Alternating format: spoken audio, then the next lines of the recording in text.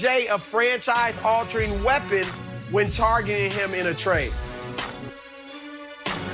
Chris, I'm going to say no, but that does not mean he's not a good acquisition for a number of teams. When I think of a franchise-altering player, that means he's going to be the feature. He's going to be pretty much the face, altering everything that they do offensively in this position because of his skills on that side of the ball. But when I look at Odell Beckham, there's a lot of things in this league that happens when guys start to get up there in age and then they start to show injury. In 2017, it started with the ankle injury. He needed surgery to fix that. 2018, he missed the last 4 games of the season. Then 19, he had the core muscle injury, the sports hernia, and then last year the ACL. And so when you're 28 years old and he still has time, he still has youth on his side. But the question is he going to still be the productive Odell Beckham that we were able to see and that we came and we all were introduced to when he was with the Giants as a rookie in his first 3 years? Can he provide that? I don't know if he really can, but can he be a second piece for a team that is a contender that can get him the ball in space and let him do what he does so very well, which is get down the field, be a game breaker and a game wrecker? Yes, I do believe he still can add value to a lot of offenses in this National Football League. But will he be a feature guy? I just don't think that that is the Odell Beckham that we will see because of the injuries. And with that, he just hasn't been on the field enough to show that he can sustain his health right now in his career. But I think he would be a great acquisition for a number of teams across the league. You know, Greg, I certainly understand the injury side of things, and I think that's important. We have to bring up the injury because we all know throughout your career, the injury is going to play a part in how effective you can be to any organization. But I think he can be a game changer and a franchise-altering player. And here's the reason why.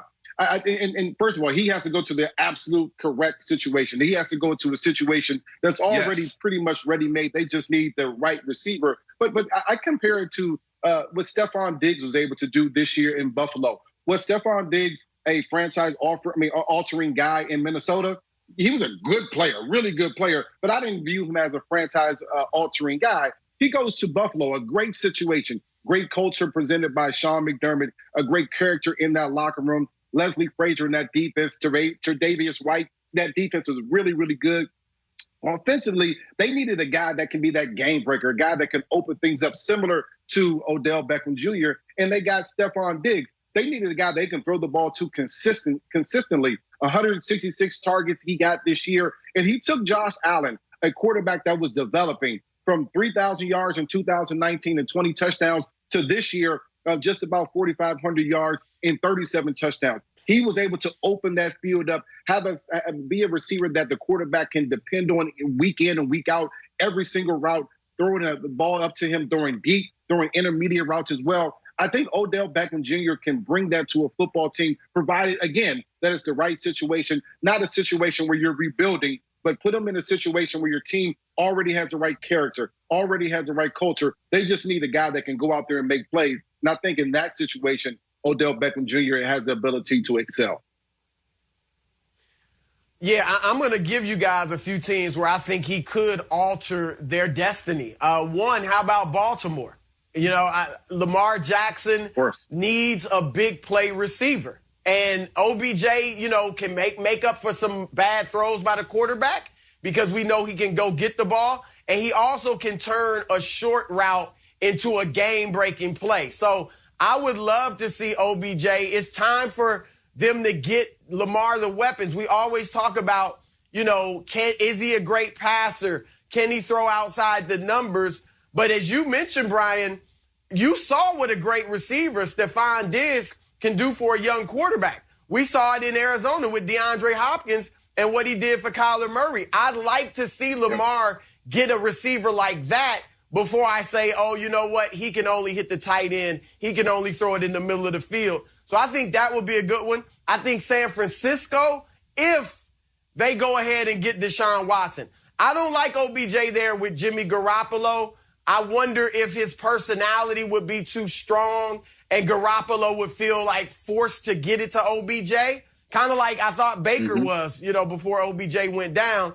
And you're not making the right play. You're just looking for your star receiver. But if they get Deshaun Watson, who I think is a strong enough personality, I think OBJ would be the guy I'd go after to try to team him up with Watson in San Francisco. And then Green Bay, obviously you got Devontae Adams. I think OBJ, if he went there, he would respect Aaron Rodgers enough where he'd settle in to be, okay, I'm the second guy. I don't think he'd have any problems, raise any trouble there.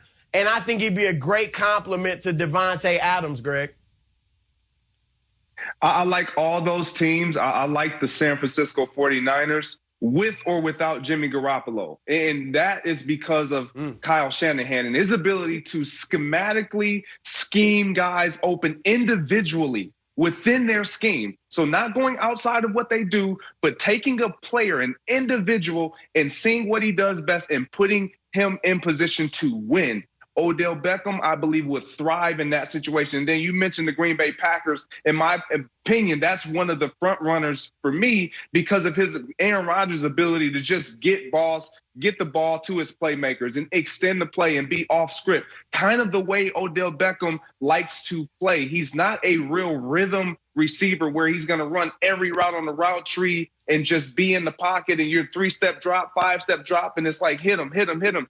When things break down, you get the ball to Odell Beckham and he makes special things happen. You talked about the Baltimore Ravens. I would push back on that only because the frustration I think Odell would experience with some of the inconsistency that would come with getting the ball from Lamar Jackson. And I get it. Lamar Jackson has improved as a passer, but he hasn't proven. And your point, you want him to get that receiver to show, can he prove to be a pass-throwing quarterback in this league as well as a running quarterback. But another place that I think that he would fit in well would be the Washington football team.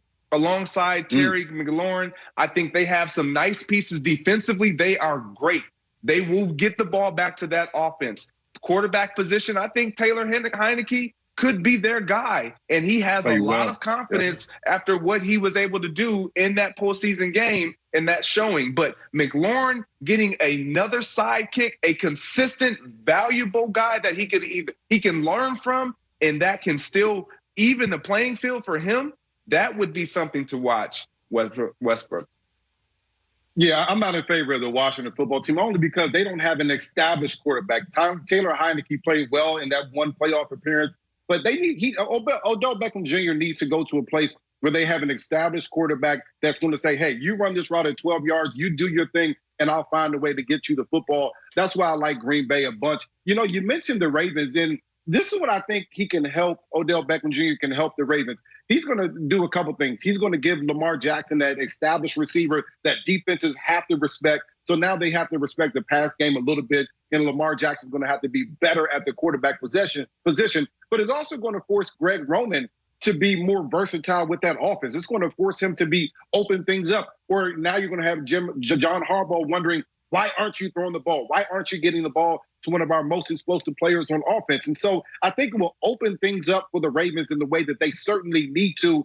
And for Lamar Jackson, also give him a receiver that he can count on game in and game out, that he can throw the ball to consistently. And I think Odell Beckham Jr. can fall into that role very seamlessly. Here's a good thing about those two other teams. You talk about Green Bay and San Fran. He doesn't have to be the guy there right away. You go to Green Bay, Devontae Adams is a guy. Aaron Rodgers will find a way to get him the football as long as he's open. And then when you look at San Fran, Greg, you laid it out perfectly. That offense is about getting the ball to the open receiver, finding a way to stretch the field, run the football, and then some play action pass there. Odell Beckham Jr. helps all of that. He stretches the football field, opens up the running game a little bit more. You get him the ball in space, and he's one of the most dynamic guys with the ball in his hands in the NFL. And I just think as long as he comes back healthy, he'll be a help to any football team that he joins. I'll tell you guys one thing I don't really want to see from OBJ are tweets or Instagram posts about, watch out, I'm coming back. Everybody's sleeping on me. I'll be back next year. They done forgot. I mean, that rarely works out. That's the only way that we know he's Cam working was out, talking though. about. Exactly. He can work out, but I just don't want to hear, like, you can post the workouts, but remember Cam, all that talk about what the Lions about to roar or something like that, and it just didn't happen.